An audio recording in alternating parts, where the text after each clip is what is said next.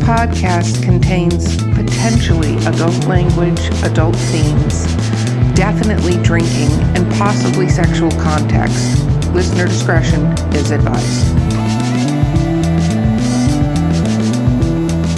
Awesome. Welcome to Drinking with Authors. Whoop, whoop. A COVID. That means you cannot blame us for any technical difficulties. I'm getting away with murder during this time period.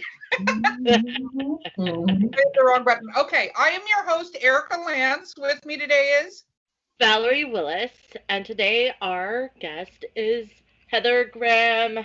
Thank you. Thank you so much. Thank you. Okay, let's talk about what we're drinking so people can drink along. I have gone to my gin and tonic with Fever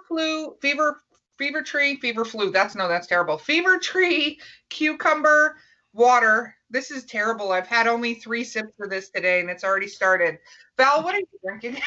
I've defaulted to Jack and Coke in my trademark pickle jar because I'm, backwoods Southern. What are you drinking today, Heather? You can't go wrong with Jack. I was gonna say mine is my mystery drink.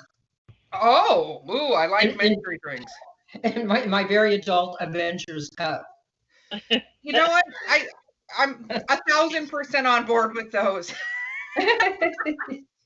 Okay, so Heather, for the people living under a rock that don't know who you are, because you have to be with all your writing, will you tell our audience a little bit about what you write?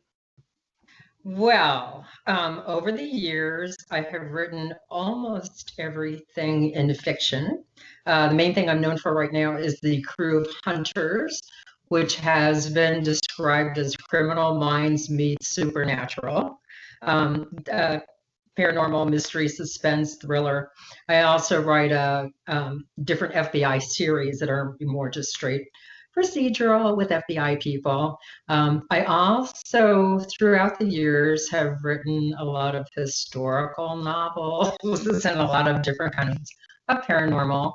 And it was funny because we're talking about, the way we're all living right now. Well, I kind of got a little bit crazy with the contemporary world. And I had a pseudonym years ago, Shannon Drake, and she used to do vampire novels and historicals and things like that. So Shannon Drake got a little bit crazy and decided to write an Arthurian fantasy based on, historical facts happening in the Dark Ages. So that just went up. It's called Daughter of Darkness and Light. And the next crew coming out is called Dreaming Death, and that comes out this month. And I also do something for wonderful friends. They put together an incredible company called 1001 Dark Nights, and they now have the dead heat of summer. It's very hot down here. Yes. Yeah, we live in Florida. We understand the heat. Where are y'all? I'm in Florida. Oh, I'm in the Tampa Bay area. Val is near Orlando. And I'm down in the epicenter. Oh. Yeah, I'm down in Miami. But I went to the University of South Florida, so it's by you. And we spent a tremendous amount of time at Walt Disney World. Well, now that we know you're so close, we'll have to, when we can actually be around other humans, we'll have to do this in person again. Oh, yeah, that'd be great. Great. Yeah. We used to do this in person before COVID hit, which was so much funner just to sit around and hang out. And I know. Whatever. Oh, I know. But, I have been staying with a daughter who has a 2-year-old. And so I get excited every time I talk to adults, even on Zoom. Yeah. I got a 6 and 10-year-old. And the hilarity ensues all the time. In fact, we have a key phrase, make me the operator, because he's just playing Minecraft, and in the background, and like most of my video chats that aren't being recorded, you hear my oldest going, make me the operator. I can help you with that. Make me the operator. Like, this is the best line ever. It's our new catchphrase. Anytime we want something, we're like, hey, make me the operator. Make me the operator. I got this. Oh, that sounds so good, operator. It's not aggressive. It's not like make me boss. Operators more like, oh yes, a facilitator. Yes, let me let me make things happen. Exactly. Make me this person that can do stuff. I think all of us in life would like to be made the operator a lot of times when we run into situations. We're like, we should just start saying that in real life. Like we run into a difficult person, we should just literally lean over and go, make me the operator. Absolutely. Yeah, yep. Too bad. Okay. Heather, when did you start writing? When did you go, oh, I want to be a writer? Oh, yeah. Well, I think I, like most people, I wound up doing this because I loved books so much. Like a kid, had parents who read constantly, who read just about everything. And it kind of like opened the world to me. And then my mom was born in Ireland, so she brought these fantastic history books to the States with her. Oh, wow. And I was fascinated by, British history and that kind of thing. So, well, British, oh God, she would have smacked me, Irish history. But my father's Scottish. My dad's family came from Scotland. And so they, I guess I can say that, okay, just not with my mother's name in there. So between them, I just became so fascinated with the history. And it wasn't exactly what I'd intended to do because I went to the University of South Florida in Tampa and loved school. I was a theater major there. And at the time, they didn't have many sports teams. So we had a tremendous amount of money put into our program. And it was fabulous. I loved it. We did training at Disney World for some of the costuming and makeup and that type of thing. And I loved it. And when I got out of school, I did some commercial work and dinner theater. The problem being the dinner theater didn't pay especially well. No, no, it does not. It sounds like a good time. No, it was great, but the problem was I worked for entertainers down here, the Rhodes brothers, who were actually great people. They were ahead of their time. They had a club, and the Dolphins were members there. And these guys were great. Nobody ever messed with their staff. They were wonderful to work for. I did dinner theater with them. I did backup music for them. And to afford that, I bartended for them. So by the time I was expecting the third child, it was just too much. Oh, and I have to tell you about a couple of the commercials I had because one of them was for, it's kind of like somebody showing you that you're supposed to be going in a different direction. I did a commercial for something called a trim twist. And the motto on it was everybody's doing it. And they had hired me for it. And they hired my dog for it.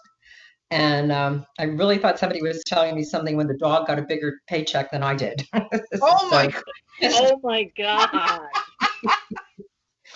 Between that, story. and just, I had kids and I was just gone so much to make ends meet. So I had always loved books and I'd always loved the concept of writing. And so that was when I stayed home. And I can always tell because I started at the birth of my third child and got my first advance in time to pay for the hospital for the fourth child. Oh, so wow. That was kind of long, yeah. But, and like, it's quite a long time ago. Well, you have grandbabies, so I would go with that. What is the first book you ever published? What was your first one? It was no, that wasn't it. It was When Next, gosh, I can't remember which title it was. I believe it was When Next We Love, and it was written for a company called Candlelight Ecstasy, which was part of Dell Publishing at the time. And they had this was years ago, and for some reason, category novels were just flying everywhere. And Harlequin was doing so well with them that Dell had a line, and Bantam had a line, and everybody else had a line. So this was Candlelight, and that was the Dell line. Yeah, the romance. They what? Yeah, the romance genre was hitting it big. I think we were just reading earlier today, that in 1991, the romance genre pulled in like $1.5 billion or some crazy number like that. So those guys were just cashing in and grabbing up what romance novels and authors they could. And it was that, man, you caught a wave. Yeah. With Oh, your first definitely. book. Yeah. It was great at the time. And then the funny thing was that, which actually turned into why there was a Shannon Drake name, is because I had loved history so much. And then with our kids, we wound up going up and down the East Coast every year because my husband is Italian, and between his two parents, he had something like 32 aunts and uncles. Oh my And goodness. a wonderful family in Massachusetts. Well, I mean, they married people. I think 16 siblings, something like that. But they were all married, and they had many, many children whom I adore to this day. Some people say, "Oh, you're not marrying the man's family." I would have married the family. They're great. I love it. We would go up and down the coast all the time. And so I became immersed in American history because we would go to sites for the Revolution, for the Civil War, for Philadelphia, all that kind of thing. So then I really wanted to write historicals as well. But at the time, Dell didn't want anything but the contemporary. And actually, that was why I had become so heavily involved in Romantic Times with Catherine Falk, because she came down here when I think I'd written one or two books, and she had the magazine with her. And there was an ad in the magazine from Liza Dawson, who was an editor at Pinnacle at the time, and she wanted people who wrote historicals with a voice like Heather Graham. And of course, I was like, I could do that. I could do that. You're like, as a matter of fact, make me the operator. I got Yeah, doesn't make me an operator. Absolutely. So that was when Shannon Drake came into being. And I always thought she was fun. She never married. She had no children. She just, she traveled Europe. She went where she wanted to go. She had a wonderful affair with a Scottish actor. I love that. So you've been at this obviously for a time period. I'm not going to say a long time, because you've been at it for a time period, a little tick or two. Oh, yeah. Have you always been traditionally published? Generally, yes, because I have been with most of the major houses, and I can tell you, I never had, horrible experience. Everyone can have a problem when their editor has a baby or goes or leaves, or, you wind up, between editors and that type of thing. That's always going to be difficult. But as far as the houses went, I certainly was happy with every house that I was at. I'm not with them right now except for reprints, but I loved Kensington, just an amazing family operated business. I love where I am now. I have been with them for longer than some of their editors have been born. They are fabulous. We're not putting years on this at all. This is not a time-stamped podcast. No, I work with a young lady named Margot Mallinson, who's probably one of the best editors I have ever had. And but because because I am doing so much of the Heather Graham with them, and I don't know what it was. I mean, I guess it's just because we're all home. All of a sudden, it struck me that I had to write an Arthurian fantasy. And I'd spoken to my agent about it, and they were kind of like, "Well, you've really got the contemporary thriller type thing going right now," and so you kind of really don't want to confuse anybody with the name. So I thought, Shannon Drake can come back to life. So she did, and I did decide to put that up by myself. I put it up on Amazon. I'm truly hoping that I followed all my own rules that I tell people for self-publishing. Years ago, I was at a Novelist Inc. conference, and there's a panel where it's editors and agents, and you kind of get to ask them the hard questions, because I forget what what you have to be, but you have to be so much to be a part of Novelist Inc. And she kind of really stared them down and said, "You are almost archaic. Self-publishing is coming in. All you need now is someone who can edit, and someone who can copy edit, and someone who can write back copy, and someone who can come up with a good cover, and someone who can market, and someone who can do a whole entire business." Yeah, that's what they call publishers. So, but I do think that I think self-publishing. I know many friends who have done their work and self-published. But the point with it is that you do have to do all those things. You really have to make sure that your work is that you've gone through and done some copywriting, and that you've made sure that you're putting forth your best effort, because very few people want to write just one book. Most people who are going to be writers want to write several books. And if you put product out there that is really shoddy, people aren't going to buy it again. So you just want to make sure you remember that word, which is publish. And make sure that you're doing the best you can. I think it's fantastic you said that. Me and Valerie actually have a small press we started this year. Oh, did you? Yeah, called Four Horsemen Publications. Oh. And we're bringing the publishing apocalypse, is what we call it, because as authors, we ran into a lot of the situations, and we've seen just so many authors out there who are fantastic authors. They are not fantastic at all the other stuff. And although there are a lot of rules and things and books and stuff, and you can make it happen for yourself as a self-published author. Absolutely. I don't take that away. A lot of the guests we've had on the show, a lot of our friends, near and dear friends, are self-published authors. However, there's a delta, I feel, between publishing houses and self-publishing, and there's this group of people that fall that are just not able to do that necessarily easily, right? Right. I think that, I'm so sorry, my phone just started ringing and I should have turned it off. It's all right. Last time it was me. I don't know where it is. Oh, I found it. Okay, no worries. It's all right. It's all right. It's off, and now it's now it should be fine. So That's okay. Valerie's phone's gonna go off in a minute here because she does that all the time. You silenced it this time, I swear. Oh my God. I feel like, and part of the reason we started our publishing company was there are so many great authors, and there are so many great genres that are not touched by the big publishing houses at all, that you have to change, I agree with that, because I remember when I did my first vampire novel, they would only publish it if I also signed a contract for historicals.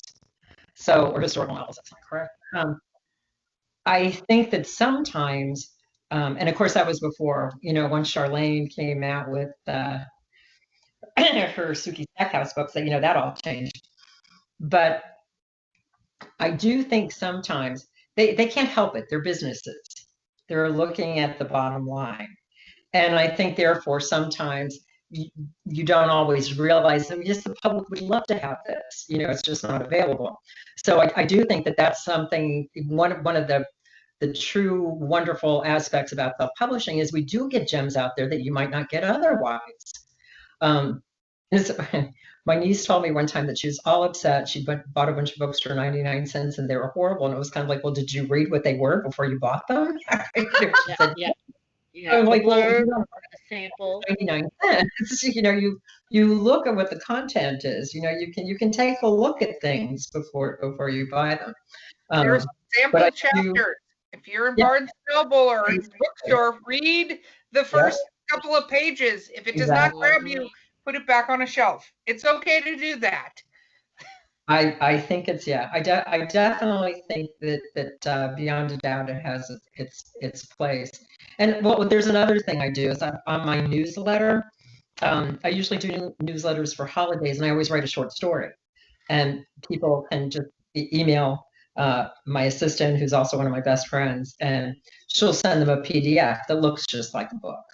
But I then put it on Amazon too. Yeah, I put it up on Amazon for somebody somebody may have Kindle Plus, or if they want to pay 99 cents for a story, that's fine. But they're actually my thank you to my readers. So I try to make them free. But they're all up on Amazon. I've done a couple things like that. But like I said, I love where I'm at. And when I was talking about publishing, the things that you can do, I have well, my son, for one, majored in graphic arts at Pratt, and his wife is an incredible artist. And so, I mean, I have plenty of people for artwork and Oh, nice. things, you know, who can put together a really nice cover. I have two friends who edit and do an extremely. The one of them actually makes me crazy because she taught English for 20 years. So, We go. We I have a cannot. PhD in English literature that's been teaching for 10 years. That's one of our editors. Oh, Yeah, they're terrifying. But they're fantastic. It's great when you have those resources. We just find that a lot of authors don't have them. And so the idea of self-publishing to do it right, I'm using quotation marks, is you've got to pay for a cover artist. You know, you have to pay for the back blurb. You have to pay for the editing and the editing and the editing and sometimes the proofreading and all this stuff. And then, you know, copywriting, potentially ISBNs if you don't figure that out for yourself. And all of a sudden publishing this beautiful baby you have and you're a working person is $1,000 or $1,500. And that's daunting. Like that stops people Oh, from definitely. I don't know. It's funny when I was doing my first book, which was a little bit tricky at the beginning. My mom had been a copy editor for an advertising agency, and so she would proof things for me. And it was kind of like, I can't give this to my mother. It's like, oh, I got to give it to my mother. You know, what else am I going to do? That's okay. When I released my first book, my mother-in-law called me like 4 days later. I didn't announce it or anything because I was still learning. I had no idea what the heck I was doing. I was just releasing a thing, seeing if I could do that. And she's like, I read your book. And I'm like, oh my God, my mother-in-law is in BDSM.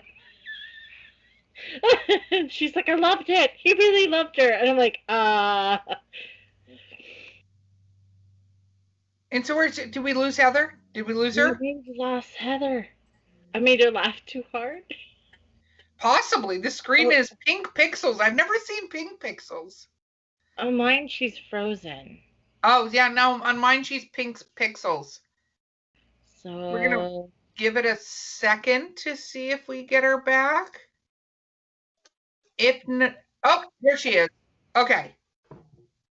Are we back, Heather? Can you hear us? Oh, no. I hear sound. Robotic sounds. Like a robot is talking to us. Yep, almost. Yep. Okay. Oh, there we go. Okay. You're back. We're back. Okay. All right. COVID. Yay. I blame COVID for us having to Skype. That's how But hey, I had a download Skype. You're my first Skype. I've been doing Zoom. So I had to re-download Skype. We're actually possibly move to Zoom. Not that I think that actually solves the same problem we ran into, which is internet. But I have to, anyway, technical things. I have to make sure the recording is correct because Skype's got it down for podcasting recording. So yeah, and that's highly possible. I just haven't yet. It's been a while since, because Skype was the first. So I had Skype years ago, but then it was like, who am I? We run into that before. I think we need to update, but it's okay. We're dating ourselves having the podcast. Okay. So you know what is interesting that you said is that your agent said that you needed to put this book under a different name. With as much you have out there, I'm surprised by that because normally with as prolific as you are, that wouldn't be a big deal having this book. It's not so much, and I agree with this. It wasn't so much, and they didn't tell me I had to. I mean, they certainly didn't. We discussed it, and to me, this seemed like my best. It seemed like the best thing for me to do. The thing to me is, and it kind of got messed up over the years because first I was doing anything historical under Shannon Drake, and then somebody wanted, oh no, we have to use Heather Graham, and then I had done the vampires under Shannon Drake, and then along the way they kind of, I think they're Heather Graham, I think that's Mark, but it makes sense to me because I never want you to buy something you don't want. Some people don't like historical novels. Some people don't like fantasy. So even when they reprint something, I beg them to let me write a letter. Like if you read this before and you remember it, and please don't, people money, especially now, don't spend your money on something that you're not going to be happy with. So that's part of putting Shannon Drake on it, because that way it's different. It's not what Heather Graham has been doing the past several years. And that's something I always recommend to authors. Like, don't see it as a daunting thing to have pen names for each market or readership, because and you don't have to keep them secret either. I think that's another misconception. You don't have to go into a secret identity and start again. You could just say, this is this genre, this is this genre, and these are the expectations for those names that you're using. It's the same thing as a rating system, kind of like, not because you want to ban anything or put anything out, but in fact, there's a hysterical little bit on YouTube with Samuel L. Jackson, with everybody blaming him for all of their problems in his life because. Oh my gosh. To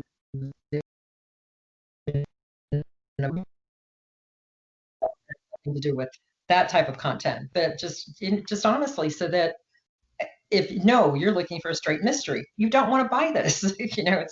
But if you think you'd enjoy that, or if you're like me, I will seriously read anything, including the cereal box, if there's nothing else. So, and then I love reading everything. So I love romance, I love gothics, I love serious mysteries. I thrillers, suspense, horror. I mean, you name it, I'm more than happy to enjoy it. So, but not everybody feels that way. So, you want to be you just want to let people know what something is, so that if it is what they want, they get it. And if it's not, they don't. I think that's great you said that, because I think there are some authors who go out there, especially in the self-published world, and try to put it in too many genres, like too many things that it's not that thing. And they don't realize the maybe they'll get it noticed, quote unquote, more. But the problem is the people that read in that one genre that you tried to put your toe in the water of, get your book and go, this isn't that. This isn't horror. Yeah. What the hell is this? Yeah. Like we have, do you know Jeff Strand? Who? Jeff Strand, he's a horror author. Oh, yes, of course. Yeah. Jeff Strand knows everybody. Jeff Strand knows everybody. I belong to horror writers among my other. He is one of the, of course, but I don't even know why otherwise. But he was talking about it because he put out a romantic comedy called Kumquat something. It had Kumquat in the name. I can't remember what the book was. And we were talking to him about it, and he's like, God, I wish I had picked a pen name, because his fans got it, and we're basically, what the F is this? Like, it's crap. Well, like, I'm a little surprised that he could write a romance as in his reviews. Yeah. And it was funny because he Jeff is, we jokingly call that he is a, what kind of writer is he? He is a method writer, because he's very methodical on his writing, which we're going to talk to you about your writing style. I'm emotional. A lot of writers are emotional. They get into their character. He's just like A, B, C, D, and it's great. He's amazing. I love him. And he's a good friend of mine outside of this, but what was funny to me was when he said that, he was like, I really wish I had done that, because people really reacted, not necessarily badly, but they all were like shrugging their shoulders, because of course they saw Jeff Strand and purchased it. And then they were like, so what is this funny? What is this thing that you put out here with your name on the thing? Why did you do that? I do. I think there's even if somebody really wanted their own name on it, there are ways that you can play on your name. Put your middle name in. Graham is, of course, not Italian. It's my maiden name. The one I was actually, it was funny when I had first was publishing with two companies at one time. to, have a different name, I had put my married name, which is P as in Peter, Ozzessere, at Heather Graham Possessory. But the last name is so long that the company couldn't fit it on the cover properly, and they kept mixing it up with palm trees and things like that. So also, and I was happy to do it too, as long as my father-in-law was alive. But now that he's passed away, the kids they don't really care. And then I always knew when I published first, I would use Graham. It was my father's name. It was the name I was born with, so. But I mean, there are ways to play on it. If your name is Jane Clark, you could be Jane Elizabeth Clark for different things, just enough to show people, oh, wait, what's that? Is that the same person? Let me look at that. And that way they look at it before they. I love that you said that about the name, though, because this is a tip I try to give authors all the time. There is nothing wrong with your name. Your name is your name and it's beautiful. But if it's hard to pronounce and it's hard to spell, most of the time when you're giving your elevator pitch or meeting somebody or somebody's hearing about you, they're not seeing your name written. So if your last name is Abercrombie, they may not be able to find you because they can't spell that word when you're trying to look for somebody. Well, to be honest, I did get that from the publisher. Because it's funny too, because if you're in Italy, it's Pozzazzeri. But you don't usually walk around saying, "Hi, I'm Heather Pozzazzeri." You don't like that. So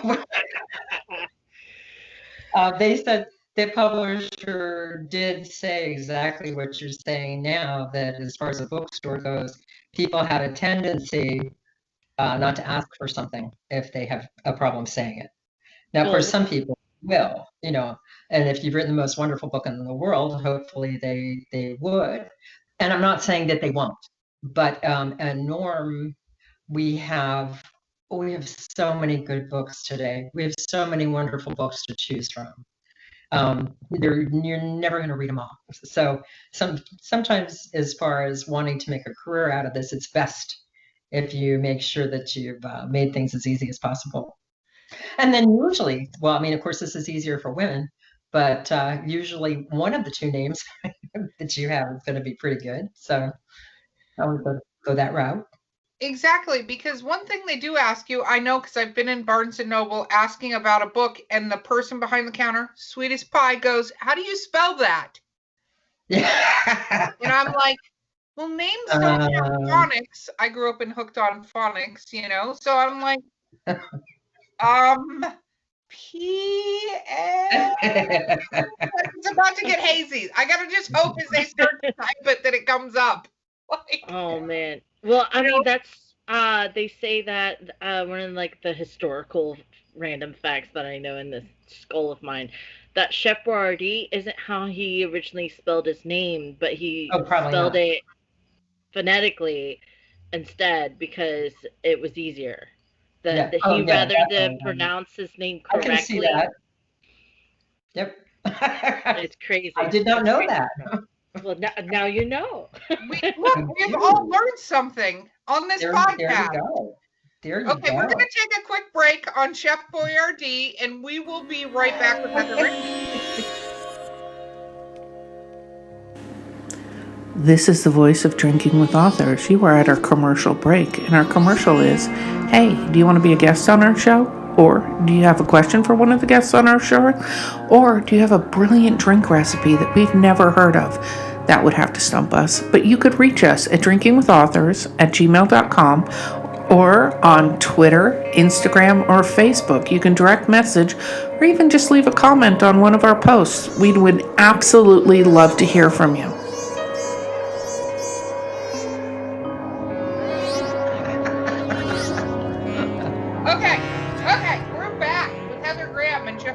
Just kidding. We all learned something there. So you were talking about your mother-in-law? I had a great story on that one too. Actually, it wasn't my mother-in-law. I had one older sister, who I adored, about 3 years older than me. And she met her husband to be when I was about 12. I knew his family well. And She and I both got married the same summer. I got married right out of high school. My husband and I went off to college for our honeymoon, but she had also done the same thing. So, but we married very different families. Hers is, and I'm still very close to my nephew's other side. Um, but she was very concerned because they were very, very Baptist. She thought that her mother-in-law would be upset if she was to see the books. So I'm over at their house one night and I wound up with Marion, whom I still adore, washing dishes. And she looked at me and she said, I'm going to have to read one of those books of yours. And I said, oh, Marion, that would be lovely. And, if this, will help you any, I can go through and clip all the pages, that have some sex in them. And that way you can skip them. And she turned around, she said to me, oh, honey, flip them. I can read them twice. It's amazing what you discover about people when you write. There you go. Well, I have the reverse story. So I write horror under Erica Lance, but another name, which is Dahlia Lance. If you say it quick, it's Dahlians. I write chick lit erotica. It's humorous erotica. And my daughter, who is now in the military, she's a combat medic in the Army. Wow. Yay for her service. But yeah, she really. was 16 years old. She got a hold of my book, and that's what it was hard. And she's reading the book. And when I walked into her room, which was fine. It wasn't like I'm hiding it. I'm a very open person. I wasn't, like, oh, you don't need to do that. But I walked in the room, and she's sitting in her room with 4 of her friends, and she's reading the book aloud to her friends. Is this my home on Horror Island? This is my home on Horror Island. And she's reading this aloud to her friends, and I was like, I literally walked in, and I'm like, okay, cool. And I just shut the door and walked out, and I'm like, alrighty then. So that happened, and I've met her friends, and this is, I think, a true test when people have friends and family, is a lot of people say they're supportive. But it's different. Like, my daughter will tell her friends, my mom wrote those books. Remember that book I read to you? Or remember that book I gave you? That's my mom's book. Like, she is like my #1 fan when it comes to it. But she was 16 when she's reading this book. And I was like, do I be upset about, like, I had a whole mental debate. Do I care? Do I not care? She's 16. Okay, good. Moving on. Well, I think for one, if you made too big a deal out of it, it would have been worse. I mean, right. And 16-year-olds are way ahead of what we think. Oh my God, they are. Yes. Beyond a doubt. So let's talk about your writing process, my friend. Are you a plotter, a pantser, a phalancer? Right? How do you write? Possibly a little bit of both. Years ago, it used to be easy because kids all became school age, went to school, they were gone. I would sit down and I would start working. And now the kids are grown up, and one would think that this would be easier. But as I said, I'm living with the 2-year-old, so we're trying to juggle it because, of course, everybody's trying to stay sane with a little 2-year-old who's suddenly home. So I take her for so long, and that's why my hair is still wet. We have a thing every day. So because that was one of my in-between jobs when I had left the Rose Brothers and I had not published yet. And so I was trying to do something where it would be away a few hours, but not always. So I went and became certified as a lifeguard, and I worked on my South Beach for about 2 weeks before the teenagers thinking that it was fun to watch the lifeguard run out and save you when you were drowning got old. Man. So I asked them if I could switch over to teaching, and I taught little kids how to swim. So I'm trying, of course, this was quite a while ago now, and I'm trying to remember, but she is 2. But my dad believed every child who lived in Florida should swim. So I'm working on her because you can't avoid water. And then also because you're home, and what else do you do with a 2-year-old for hours on end every day? So it's kind of the process now is whenever her parents have her and I'm in my room. Oh, and then I have one. I have one child living in California, one child living in Illinois, and one child living in New York, and two of them living here. And so, of course, I've only seen the others.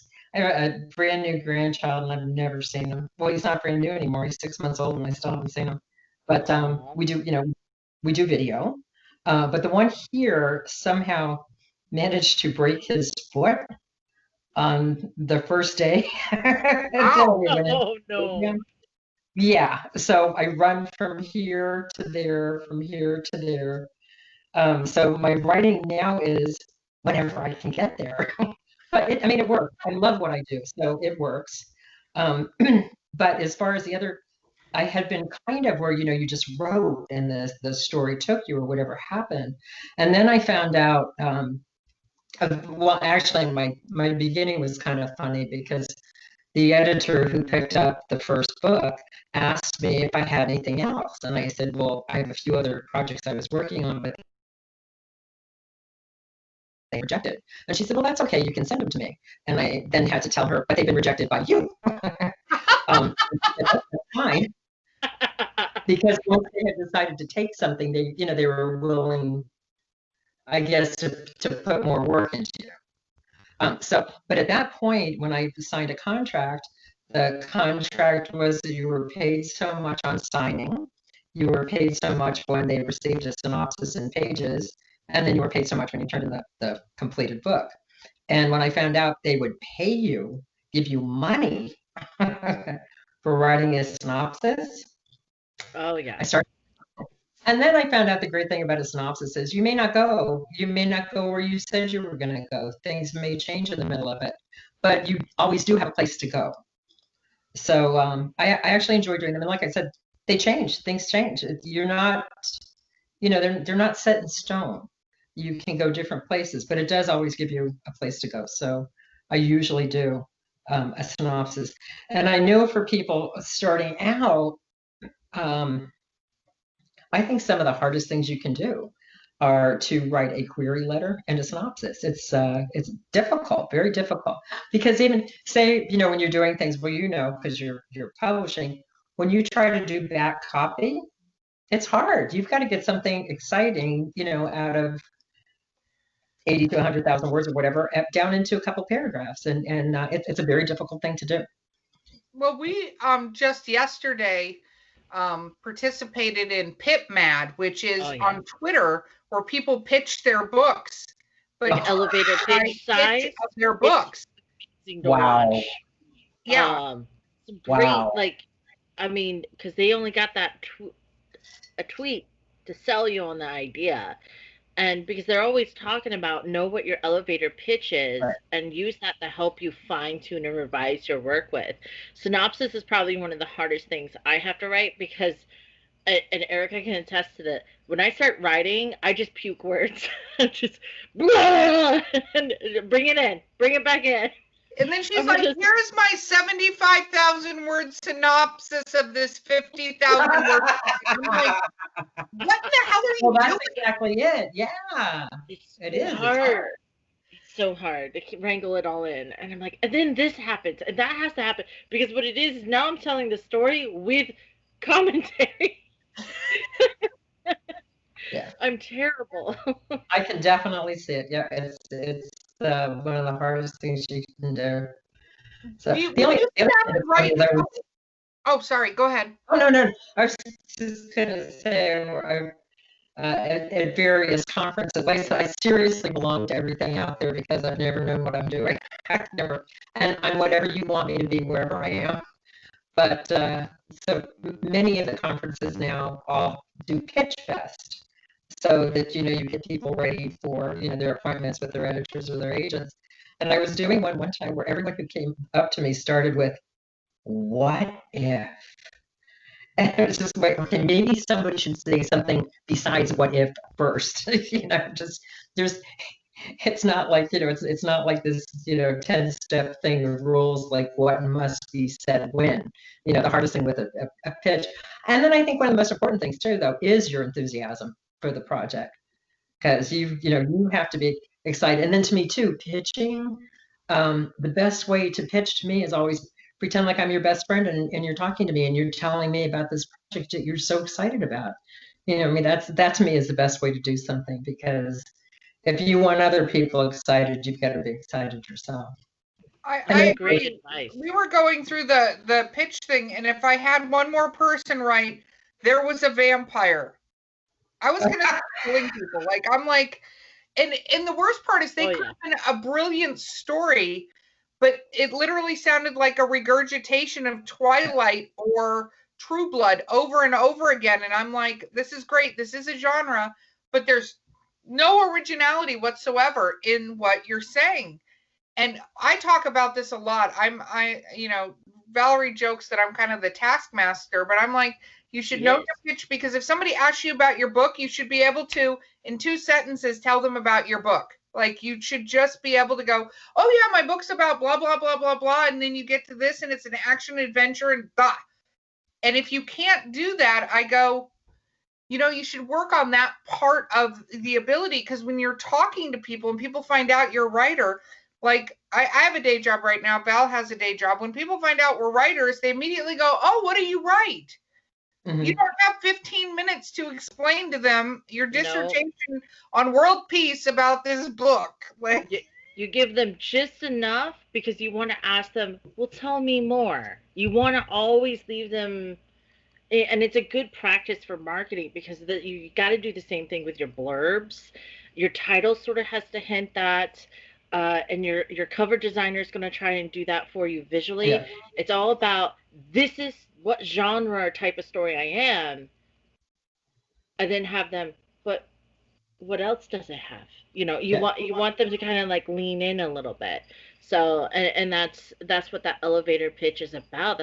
That's why I love Pit Mad, because it really puts a lot of these authors it cuts it down. Cutting down is the hardest thing to do. It really is. Getting the, because when you cut down so much, it's got to be all the right words. It does. It's word choice. I have a question for you. So your Crew book series, there are 30. How many are out? 37, right? I don't know. Okay. I think we'll go with 37. We're gonna go with that. In the late 30s, early 40s. The prime years.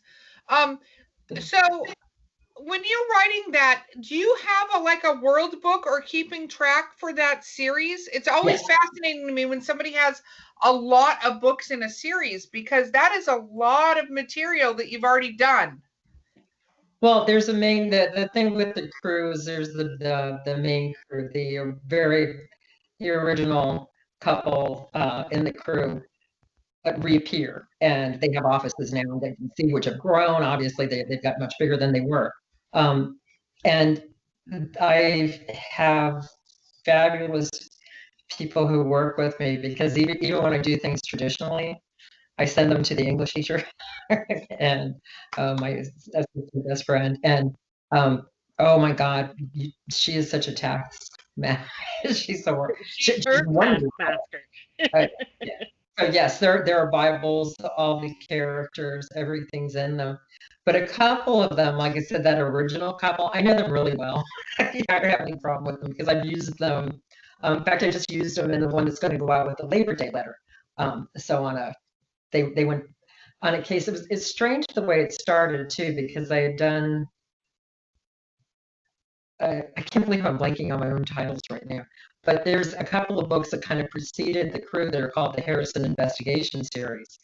And it began with this really wonderful man named Adam Harrison, who was just rich, but he was one of those people who always wanted to do good things with his money. So he's contributed to so many things. He knows everybody in Washington. He's done everything else. And he started out just by knowing who should be on something, by knowing people who did have, the thing that puts them all together is their ability to speak to the dead. And it's kind of explained within the series that, it's like, 1% and 1% of the population, but Adam knows how to find them. And so he, sets them up on these different cases where, you can use people or something that's bizarre, they'll go in on and try to find out what's going on. So he has been around since the beginning. And he had a son who made dwarf named Josh, who was killed in an automobile accident. And when he's dying, he's with one of his best friends. And so suddenly he passes everything on to her, and that's how that kind of gets going. But that's under, if you look them up, that's under the Harrison investigation series, even though it wasn't a series, right? It was just books I was doing, but it kind of became a series. And then, of course, the Career of Hunters is very definitely a series. When you write this, I've encountered, me and Val both encountered this. I'm quite sure you've encountered this way more than we have, where fans remember some part of the book and bring it up to you. Oh yeah, and you know more than I do. Yeah. You know, no, where they bring it up and you're like, yeah, that sounds like me. Like, did I write that? Yes, maybe. Which book? What page? Yeah. It's like, I can't even remember my titles right now. That's good. Drinking with Authors, you're not supposed to remember anything. It's fine. Somebody asked me something about Ramses II, and they were all upset that I didn't know because I wrote a book with Ramses II in it 20 years ago. I was like, but you wrote a book. I was like, I always wonder if these guys have run into the authors that have that photographic memory that remember everything. No, I'm not one of them. No. I'm not one of them either. I had a girl quote a scene to me, and I was like, yeah, no, that was one of my favorites too. And I'm just like, what the fuck is she talking about? I had to go look it up. No, I know. I just got a promotional cup. And there's a quote on it for me, and it's like, I said that. You gotta love the marketing people that take those little gold nuggets out of the things that come out of our mouths and go, we're gonna make this brilliant. Yeah, I'm not sure when, but okay. But I mean, honestly, it's like you're saying, it's something I would have said. It's about, when you sit down to do something, I know a lot of people who want to write, that they'll get started on something and then they just stop.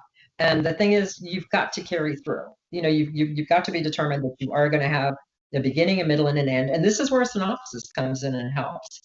You don't want to start this thing and it's going really well and it reads well, and then you're just blank and you put it down and you don't go anywhere with it.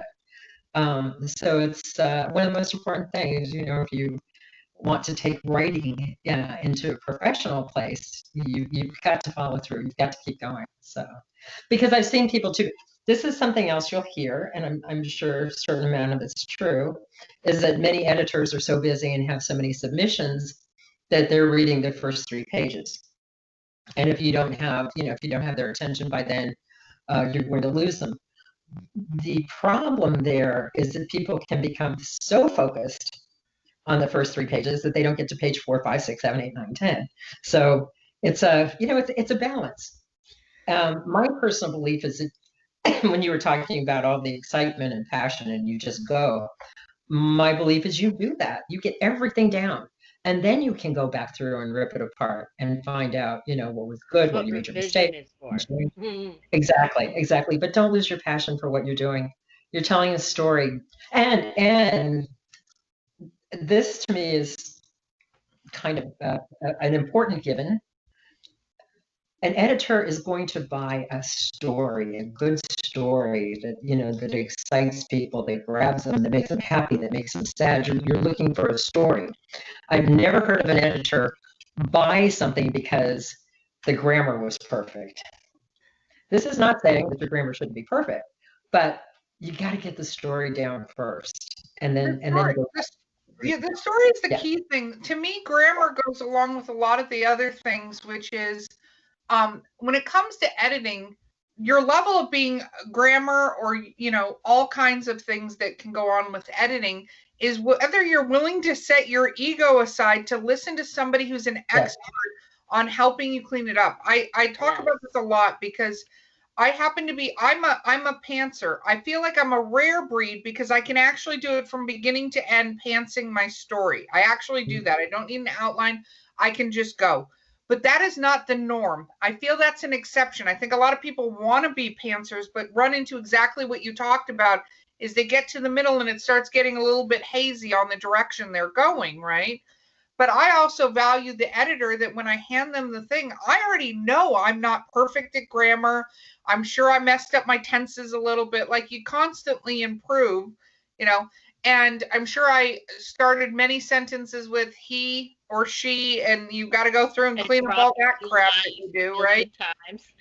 Yes. But it's whether or not you can tell a really good story, you can bring people in, and when you give it to that editor, an editor, before you submit a story, give it to somebody who can go to it and pull those pieces apart, and don't have an ego. They're not destroying your baby. They're like, listen, you didn't dress your children in the uniform required for this school. Here is the uniform that you need to wear. That's my analogy of the day. My gin analogy, because I hear people talk about editors and, oh, they ripped it apart. Take a breath when you get that back. Don't be defensive about your work, and go, first of all, did this editor get it? Did they understand the story you're saying? And two, listen to them. They're English, PhDs in English literature. Guess what? They probably understand the English language better than you. I also love that moment, because as an author, we're constantly growing. Our writing is always evolving on some level. So it's always awesome that you have an editor and proofreaders and beta readers who all have helped you identify your bad habits. But those change. Like, one year you're crutching on nod and shrug all day long. Next year you're always adding as if and just making run-on sentences nonstop. That was one of my favorite editorial notes ever. It came back with I struck out the line where she was biting her lip. I was so afraid if she bit it one more time, I was going to see it fall off on the page. So, oh yeah. Yeah, we all have things that we do too often, and thankfully people will most often catch them for you. They're often, that's why I say the young woman I work with, Margot Mallinson at Mira, is, to me, she's just incredible, because she finds everything that's important, and she's not a nitpicker. I had one editor who I said the lights were dim and she wanted the lights low. It's kind of like that. That's a little bit. Oh, and then why was the dress blue? I like blue. There are, but most of the time, the editor, and I'm not saying the editor wasn't working her best for the project at that time either, but I absolutely love the young woman I'm working with now, because she just catches, the things where you look like a fool as the author. How I feel about our editors, especially Vanessa, even catches our other editor, Jen, because she can tighten prose. Man, she can. Why did you see it this way when you could just say it this way in 3 words? And the pacing and everything, you just feel the pacing snap into place. You're like, ah, like that makes more sense. It's funny too with things that actually sometime in real life I do feel that I'm turning into my mother, because when she was young, they were immigrants and people had a tendency to make fun of the Irish accents. So she was going to speak American English and speak it perfectly, and she did. But she was so funny with things, because the kids would come in from having done something, like, oh, how did everything go? And be like, oh, I did good. And she'd be, no, you did not do good. You did well. A person can do good, but good is when you're benefiting people. And every once in a while, it's like, no, don't put it in your mom. Not on that. Yeah, I feel like I have a little editor that crawls up on my shoulder, and when I'm starting to type things, when they pointed out that I do this thing, I'll start to type something and be like, am I doing the thing? I control find all the time to go, how many times has she bitten her lip? Control that. Okay. 3 times in the story, we're okay, we're fine, every breath. But if it's like 30 times, you're like, son of a bitch. Back. Yeah, I know, you have to go through, find them all. I know. Let me see what else have my people done too often. They arch their brows a lot, so I have to watch out for Oh man.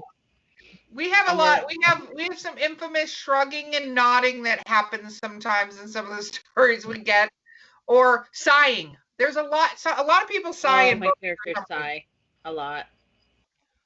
A lot. Hey, it's easy. It's easy to do all those things. Very, very easy. Exactly. Let's talk about your fans for a little bit. We love the fans, especially famous authors like you. Let's talk about, has anybody ever dressed up as one of your characters and come and seen you? Certainly at romantic times conventions, yeah. Then that's a great deal of fun to see somebody dress up as characters. Yeah. Has anybody dressed up from the crew books to come see you? No, I haven't seen anybody dress up from the crew. I have Well, not. we're putting that out in the universe. Dress up. Pardon? I said we'll put that out in the universe. If you're listening, dress up as one of the crew members for her. I guess it would be kind of hard to tell sometimes if you dressed up as a crew member because they're contemporary. They tend to they are officially one of the things that another thing. I mean, I just love groups. I'm again, I belong to horror writers, thriller writers, mystery writers, sisters in crime, and romance writers. And I love all of them because people just have so much to give you. I forgot why I was saying that, except for one. Well, this is not why I was saying it, but one of the amazing things about them now is people know who's buying what when, or even, you're going to have a hard sell with that right now, but it sounds wonderful to me. If you try the route you want, but self-publishing might be great on this. I mean, there are people who can tell you and help you with all of those things. But I still don't remember why I was saying that to begin with. Oh well. No, That's okay. We lose track on here all the time. Welcome Wait till literary to brief the Drinking comes with up. Authors podcast. One thing I think that's important about all those communities you mentioned is the fact that they are communities. As an author, it's a lonely sport in a way when you're writing, because you're by yourself generally and you're writing and you're in your world. But there's huge communities out there if you take the steps outside your writing door to go find them, like the association. So supportive. Yeah. So supportive. Oh, I know what I was saying. The great thing, one of the great things that they have provided for me is thriller writers. For years, we went to the New York offices of the FBI. And I was shocked, like, the New York offices of the FBI, we would actually get their different directors up there. We would get people high up in the agency. And it kind of surprised me at first, like, why would they take the time with us? And one of the reasons is the FBI actually wants to be warm and cuddly, because if they need help from you, they don't want you going, oh my God, the FBI. They want you to believe that, that we're all together for the right end. But I so appreciate that because I use the FBI, even though they're a separate unit, they have to be in things like that. Because actually, this point, they were telling us at the FBI that yes, people in the FBI do wind up married to each other, but not usually in the same units. That's why my unit had to be so they were different, so that they could be. But there's just the amount of help you get with so many things from the group, because for one, people say, there's that old saying, definitely write what you know. Well, that's kind of great. If you know something, it's much easier to write. But I also think you should write what you love. And so I absolutely love that thriller genre. And thanks to these different groups, we've had mystery writers, VoucherCon, thriller writers. We've had all kinds of policing. We've had them work with the canine dogs. We've had forensic workers in, technicians. I was at the Police Writers Academy last year and got to spend the time with the medical examiner, and I just forgot he has this wonderful last name, which is Graham. I can't think of his first name or his last name. But anyway, he was wonderful because he knew so much I could never know. and getting to spend time talking with That's these people, awesome. at all these different groups is just phenomenal.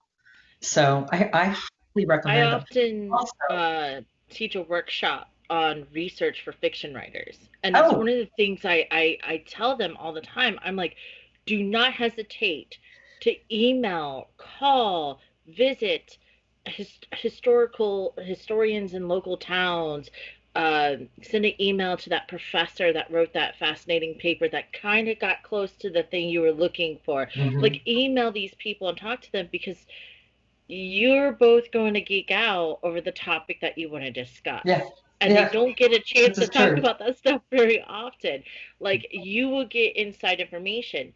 You write what you love, you write what you know, but write what you know comes with like this little footnote that says, if not, do the research. Do the Yeah. research, ask the questions, learn, expand. And I'm a firm believer in that, but that's because I'm a big like mythology, Oh no, yeah, no, no, historical no. I agree geek. with you 100 times over. And it's funny too because with the 5 kids, it was kind of I like to tease them because they're finally paying off because they have, among their friends, I have a Miami-Dade detective and a U.S. Marshal, and then Oh, one of my sources. favorites is, let's say, the one son is friends with a young lady who is a fabricator. And a fabricator means that you create, different things that go into movies, costumes, props, this type thing. Oh wow. And he works for Legacy Studios, which is the old Stan Winston Studios. And she took us for a tour through it. It was just kind of amazing because you see the creepiest, scariest vampire type creature right next to the Geico pig, when they're in their little places. That's But fantastic. one of her jobs is hysterical too because she works with Robert Downey Jr. on the Iron Man. She's one of his dressers, and she'll look at you with a dead straight face and say, "Tough job, but someone's got to do it." Like, Oh wow, my I never God. even Oh my God. yeah, would have never known to do this for a living. Yeah. Exactly. Learn there are different jobs out there. Okay, you have been phenomenal, Heather. How is it? This is a silly question for you, but I ask it for all authors. How do people, because we're wrapping up, how do people find you? I'm on Facebook as Heather Graham and Heather Graham Possessory. And my website is the original heathergraham.com because sadly both Heather Graham from Boogie Nights and I were both born Heather Graham, but unfortunately I was born first. So my website is the original Heather Graham. It actually was going to be sadly the original heathergraham.com, but everybody talked me out. So the original heathergraham.com. Oh, awesome. You have been fantastic. Thank you so much for being on this Thank you podcast. guys so much. This was Yes, so much definitely. fun. Thank you. Awesome. We're Okay. happy. And we will see you next time. I've been Erica Lance, And I'm Valerie Willis. and we'll see you around. Oh, hi there. I didn't see you come in. Are you wondering what I'm reading? I'm reading the Author's Accountability Guide, produced by the Four Horsemen. Do you need a day-to-day guide on how to write your book, novel, prose, whatever you're doing with your life? Because writing is hard. This has day-by-day instructions, week-by-week tracking, and motivational things from your muses. So, grab a drink, grab a book, and get some fucking writing done. Okay. And I forgot where I was for 3 seconds there. Drinking with Authors, the Literary Briefs episode. Why am I put in charge and I drink? Okay. I am your host today, Erica Lance. With me is Valerie Willis, and today we have Heather Graham. Woo! Okay. Thank you. Let's talk about what we're drinking so people can drink along. I'm still drinking my gin and fever tree tonic that is cucumber lime. Val, what are you drinking? I'm finishing a Jack and Coke. Ooh. Out of your pickle glass. Out of my pickle glass. And then Heather, what are you drinking? I am drinking a mystery concoction out of my Avengers cup. I think that's fantastic. I feel like this mystery concoction is probably illegal, and that's why she's not saying what it is. It's cool. It's very cool. Okay, rapid fire questions. What is your favorite book of all time? Killer Angels. Oh, why? Or Tale of Two Cities. Or why do you love it? Killer Angels, I think, because it's about relationships rather than war. Let's see, Tale of Two Cities. Oh, come on, because it's just beautiful. But it's actually not fair for you to ask for one book. It's true. And I usually get different answers, but it definitely starts a conversation, because the follow-up question is, what is your least favorite book of all time? Oh, I would never tell you. Hey, she has to be the person who has answered the fastest on this. Nope. Never knock another author, dead or alive.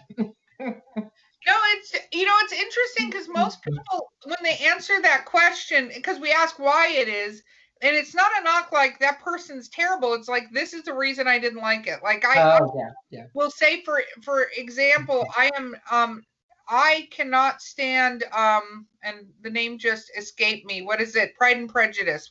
Yeah, I'm gonna say Mark Munsey doesn't like Jane Austen because who describes skin as alabaster? Have I ever done that?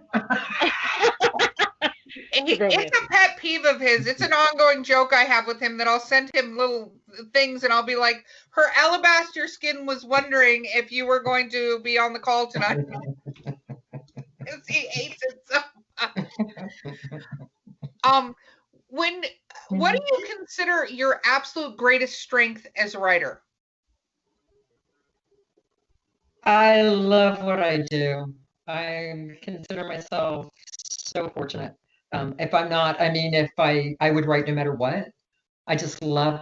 Oh, and I think too, it's because as I was saying before on the other, you meet the most fascinating people in life, and they always give way to a story. And I also travel quite a bit, and there's unique, wonderful stories everywhere you go. And so I just love all this, and hopefully share it with other people.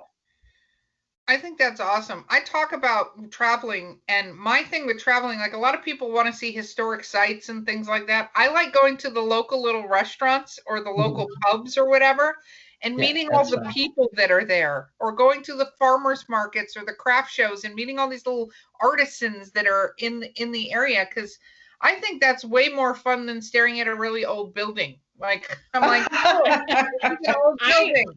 It's awesome. And I'm here dreaming of going to see really old buildings, because I've been stuck in Central Florida all my life.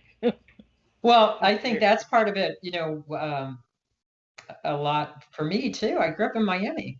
There's not much old down here. And which leads to a couple of my favorite places in the state, which are Key West and St. Augustine. And I don't know why I have, my parents were immigrants, but I have no relatives there. But when I was a little kid, it's so funny when you say this, people get the wrong impression. Very young, I went there with my father for something, and I absolutely fell in love with it. The cemeteries were so atmospheric, the carriage rides through the French Quarter. I just fell madly in love with it. Of course, if you say that, people suddenly picture this man walking a 5-year-old down Bourbon Street, and it's like, no. There's so much more to the city. And oh my gosh, I got to go to New Orleans. I went when I was way younger and don't remember it very much, but I got to go to Bourbon Street or New Orleans for a friend's wedding. They had a destination wedding there. We did a self-guided cemetery tours and ghost tours, and I love all of that stuff. But the people were so fantastic. Yeah. Oh, it's a wonderful city for people. People are great there. It's just this big mix where everybody's whatever they want to be, and 9 out of 10 charming and decent and wonderful. I love the city. So, I mean, well, I have for years. Obviously, we didn't this year. Done something called Writers for New Orleans, which we did. I had a friend who owned a carriage company, and right after Katrina, I was talking to her one time, and she really felt that the city had not been served by the federal, state, parish, or city government totally appreciated the American people, but they didn't want handouts, say, had to get back to work. And she told me if I had a conference there, it would be just like a hair shampoo commercial. Tell a friend, tell a friend, tell a friend. And that even if something wasn't that huge, you would get enough people knowing that they could come back. And of course, people did. New Orleans is New Orleans. It's just, it's amazing and a wonderful place. And I use it a lot. I agree. It's beautiful. I love that. I love New York City. That's another I do place too. I love going. So many people So watching in jealous. New York City is amazing. Also, Hollywood, California. I grew up there. I love people watching in Hollywood, California. It's a whole different level, but it is. I love people watching. I think it's amazing. The closest I've gone to getting out of Florida in the country is Ohio for a family reunion with the in-laws. And my dad did take us to Port Everglades by Fort Lauderdale, and we took a 2-hour boat ride to Little Bimini, not Bimini, Little Bimini. And we were staying at the Complete Anglers, and I was like 13 at the time. We walk into this place, and there's like the whole bottom floor is all bars, and then there's a memorial for this guy, and I'm looking, and there's a news article, and I start reading it, and I totally pale, and I'm like, oh my God, this is where Ernest Hemingway killed the guy in the drunken bar hall. Oh, God. And my mom and them, they had no idea what I was talking about. They're like, who? I was like, no. We got to get Val out of the state. She needs more culture. Yeah, we got to get you out. Yeah. Yep. And then COVID hit. We actually had like 8 conferences we were supposed to go to across the country for the publishing, and then we all stopped doing that. We'll get back there. I believe with my whole heart we're going to get back there. We just this is just a little test on our sanity. So hopefully we can all make it, and we will get back again. So, but there's also, I love Salem, Massachusetts. It's both so historical, and then of course it's in the last years it's become very commercial as well. But it's an incredible place. There's so many around the country. I love New York City too, but I have a son living there now, so that adds to it. Chicago, I have a son living there. Love Hollywood, I have a daughter living there. The Broadway, I love the shows. Oh, I do too. Oh my goodness. I got to see Christian Slater and Jessica Lange in the Glass Menagerie. Did you? Yeah. That was pretty amazing when I was there. I've only seen one Broadway. I got really, really lucky with this. Hamilton? My friend's mom took me and her daughter to go see Monty Python on stage. Not Monty Python. That was a great show. Yeah, that was adorable. I love that. Yeah. I love Monty Python though. I just think they were one of them that I got to see that I absolutely adored was Idina Menzel and Kristen Chenoweth in Wicked. Oh my goodness. That had to be amazing. The only thing is I still haven't seen Hamilton. I haven't either, but that's because I don't have the Disney Channel right now. I refuse to. I actually have it, but I haven't been able to watch it yet. But at HarperCollins' offices are right next to Trinity. So anytime somebody was saying, "Oh, what did you want to do?" I said, "Oh, well, I'm still trying to see Hamilton." Oh, he's right over there. No, I've been to his grave. I want to see the Broadway show. But anyway, I've seen the dead person. I want to see the live one now. Let's talk about your fans for a moment. So, what has your fan experience been like? Oh, I love people. I truly love people. It's always wonderful to be out. I think one of something that's been a lot of fun too, though, is the crew hunters being ghost stories and people thinking that no, that's just kind of silly or whatever. And then you'll see the most serious looking men in business suits want to talk to you afterwards about their experience. It's amazing how many experiences people have had.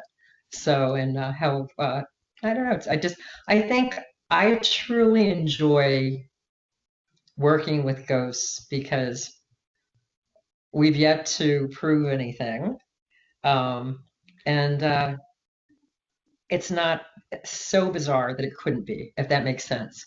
Most people have had some kind of slightly different experience that makes them wonder if someone has been around. So I enjoy that a lot. And I loved, as we were talking about going traveling and hearing about all the different ghost stories in different cities. Do you go on the haunted tours when you're in different cities? Oh, I do. I give a couple of them. Really? Where do you give haunted tours? Yeah, we did when we did different conventions. I've given tours for. So depending, obviously, because I had done them in New Orleans for somebody, and somebody asked me one time, "Are you going to do them in Texas?" And I was like, "I don't know Texas the way I do New Orleans, so no." Somebody who really knows it and loves it needs to do, tours of various places. So it just depends on where we are. But and then this one you'll appreciate. I got very angry in St. Augustine one time because we were actually on a history tour, and the young woman giving the tour said something about what had happened to Osceola's head after the Americans executed him. And I was just, the Americans, you would be so upset by this. He was never executed. He died of disease. Yeah, he died in the South. Yep. Yep, he didn't even die in Florida. I believe it was South Carolina. Not sure at this precise moment, but I was just appalled that somebody was giving a tour and saying that, when it was not correct. So, yeah, sometimes.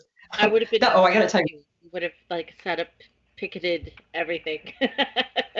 I didn't say anything, because I didn't want to, then I was just surprised. I was very surprised that somebody would be doing that. But I think one of my other favorite ones is, of course, I've been there a million times, but I was on a ghost tour in New Orleans with my youngest daughter, I'm prejudiced, of course, but she is absolutely stunning. So I think she was about 18 at the time, and the tour guide was certainly taken with her. So, and she was walking ahead, we're all walking in different places, and he asked her what her name was. And they'd been talking about their heritage, and she had said that she was Italian, Scottish, and Irish. And she said that her name was China. So the tour guide turned around and said, "What kind of a Mick-Mac Wop names their kid China?" And of course, Dennis and I were both Oh my gosh. right here. Yeah, I felt bad for him afterwards, though, because poor thing, he was so humiliated. Oh my goodness. It's funny because when you talk about doing tours, there's a lot of people that get into, I think, doing tours because they love the city and they just have a thing for it. And there are other people that are good talkers, and you can tell when they're just trained to tell you the differences. Yeah. Well, I was going to say somebody did not read their training manual correctly in St. Augustine, but I think there are just things that I guess things that bother me too. I was at the Stanley in Colorado, and we were taking one of the tours with him, and the tour guide said something about Stephen King being an alcoholic, and I know how hard he worked, and that he has been in, and I've met him a few times. He's not a friend, but I was just so angry that they said that without talking about the fact that he has been clean and sober. He's worked very hard, and to not say reformed, or not, I shouldn't say reformed. You're always in, I can't think of the right word right now. I almost said remission, and I'm like, that's not it. That's not right. It's not remission. There is a word, and I can't believe I can't think of it. I like the three of us that are writers cannot come up with a word. I can't. Recovering? Recovering. Right, exactly. That is it. That's it.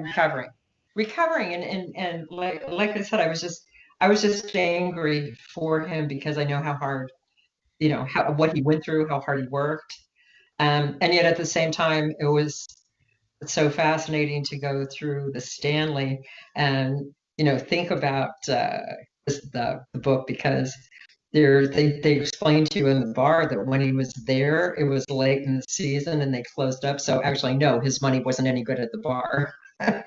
So you see where characters come from, and things like that. So I truly enjoy that. I love seeing how someone else's mind worked.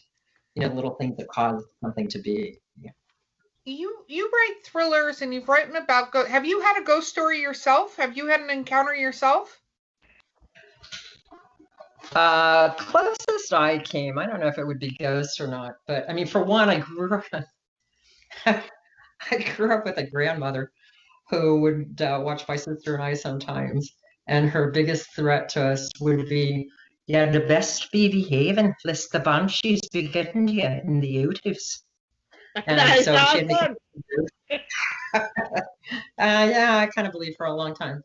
But the closest I came is I adored my father-in-law. He was one of the nicest people who ever lived, and I was with him when he passed away. And the doctor came in and told me he was in a coma. He would not move or come out of it or speak again. And I was sitting with him, and all of a sudden he sat up, opened his eyes, and reached out across the room. And to me, he saw someone.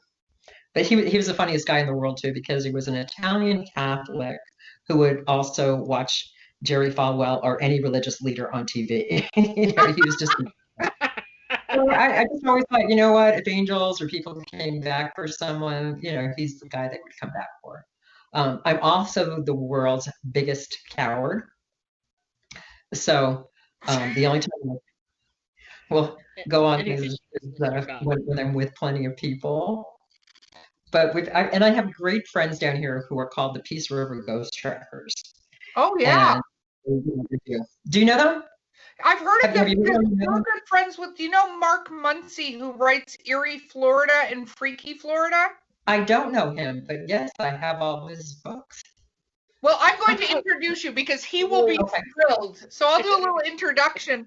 But he's a good friend of mine, and he sometimes even helps me host this podcast. But he writes and he goes on these tours with all the local ghost hunters because for his books, he's got 4 or 5 of them now that are about the things happening. Like right now, he's in the Appalachian Mountains today, working on Freaky Appalachia or Creepy Appalachia. I forget which one it is. One of the EPs, Appalachia, and like the Mothman and stuff like that. And I actually personally think he's one of the most terrifying writers that I've ever met because he goes out and he does them.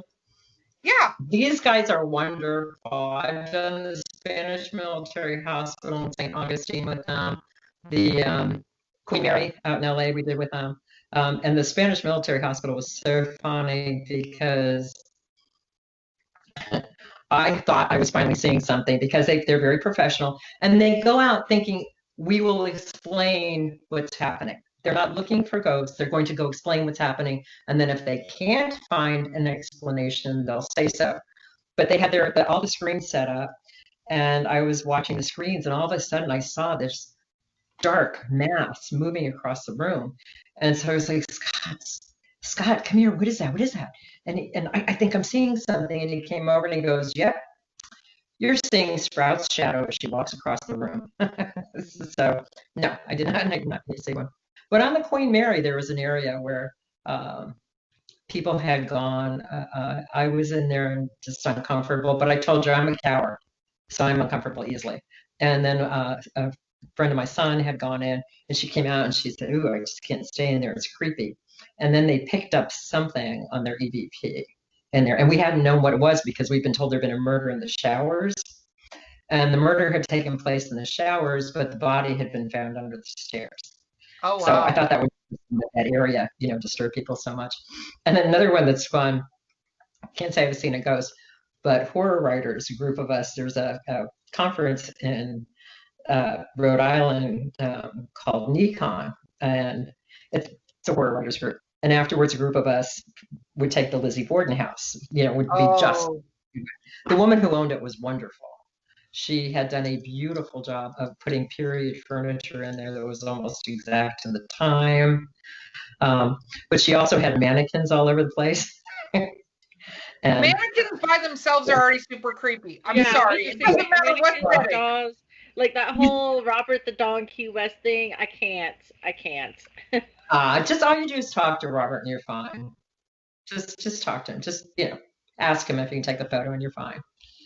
The Elena story in Key West is one of my favorite because I thought, man, if anyone deserves to be a ghost, it's that poor girl. But Oh man. The Lizzie Borden house, she has it set up the way I think it's been sold since I've been there, but it was exactly how it was when the Bordens were alive. There was one entrance for the parents. They would go up the back stairs, and the girls had the front.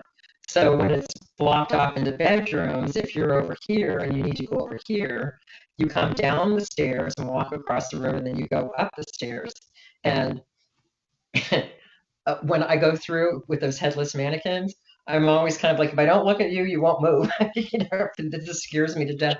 I was there with my kid and I had to do it. But one of the times when we went, China had just graduated from Cal Arts, and we kind of had confusion. I was supposed to be taping for Mira, and at the same time, they had somebody there from the biography channel they were doing, a ghost thing there, and so I met the producer. Oh, hi, how are you? She goes, oh, you're Lizzie Borden. And I'm sitting here thinking, Lizzie Borden was 32.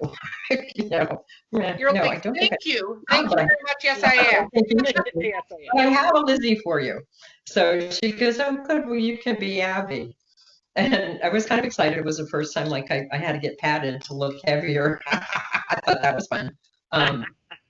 But China was Lizzie. And so they had filmed, and she actually had more trouble with this than I did because they had a wooden block for her, to hit with the hatchet, but it was close to my head. So I think she had a little more trouble with that than I did because we'd just been at NYT. I was very tired. It was kind of like, yeah, film all you want, just wake me up when you're done. But obviously they did it where Abby Gordon had been murdered. So all this goes on. Oh, the funniest thing too is, first of all, the director, everybody's saying, oh, this is going so well. And the camera guy goes, no, we're going to do it again. And everybody's like, why? What's the matter? Well, they had borrowed Leanne's axe, and it had a giant welcome written on it. So they had to get rid of the axe that said welcome as she murdered people. So they did that. And then, so they filmed it, everything again. And then they asked me if I wanted to throw blood on China. And I said, you bet. So I got to throw the blood all over China. Then the rest of us are just talking. They're setting up to film something else. And China's just wandering back and forth in front of the window. And then she went, to the window to look at it. And all of a sudden from down below, you hear, ah! So I had no more about a chance to go down and tell them because they were gone. They were so far gone. Oh my goodness. That is amazing. Do you love Halloween? Do you dress up? Oh, you bet. I love Halloween. I'm a cosplayer. I will dress up any opportunity I get. Yeah, I do too. What's your favorite I came from theater. That's true. I did a lot of theater too when I was younger. What's your favorite costume? Maleficent. Oh, yes. I love Maleficent. I was a fan of Maleficent way before it was popular. She was always my girl. It's interesting. Like, one of my favorite stories of all time is Alice in Wonderland, but I like the books, not the Disney movies or even the Tim Burton movies. I love the books because they're crazy pants. Those books are so nuts, Yeah. I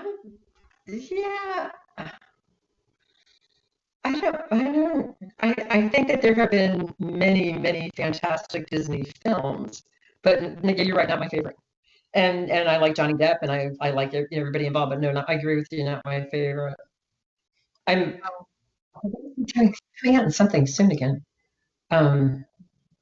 I don't know. I think what actually just because you said Disney, I think one of the best things or something I've enjoyed a whole lot recently was Onward. I don't know if y'all saw it. Oh, yes. Yes. I thought that was excellent. Absolutely loved it. Talk about your dressing up. Oh my goodness. I want to be known for. Oh my God. That's the one with Chris Pratt, right? And yeah, it's Chris Pratt and Tom Holland. Yeah.